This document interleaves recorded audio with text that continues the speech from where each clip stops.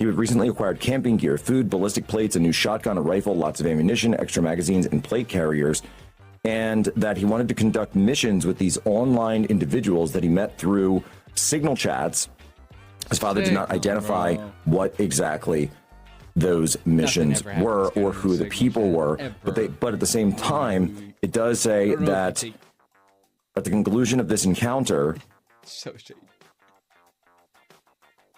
the Proper was transported by the Knox County Sheriff's Office to a local hospital where they submitted an application for emergency admission based on homicidal ideations. They then contacted the FBI. So it does sound like the mother and the father had been actually reached out here.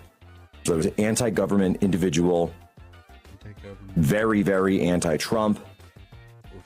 Search warrants were executed. We also know that in some of the information that's come out, they've talked about being upset with the millionaires and the billionaires and other sort of rhetoric that we associate with the anti-Trump movement and more general anti-Trumpers. And so we're digging in to much more on this. But one of the keys here to understand is that there was a potential for attacks from drones.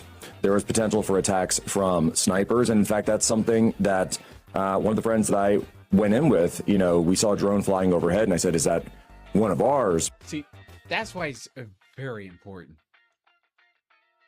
for us to put a lot of money and resources into figuring out the anti-drone interceptors, anti-drone weaponry, like increase that budget exponentially, because it's just going to get worse and worse. You're going to have these people like this, these anti-government established people trying to use third world tactics that work.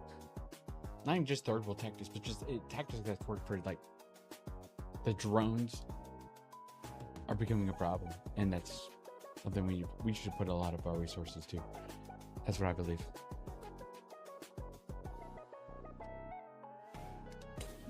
So we hope so, and then it doesn't cost a lot of money to make a drone. It doesn't cost a lot to make it doesn't cost a lot of money to make a drone that can carry a lot of explosive. You have $1,000, you can make a drone that can self-stabilize and fly directionally where you want it to go. Maybe a little bit more if you need it to go by satellite. But if you just map it out and you're close by, it doesn't cost a lot of money.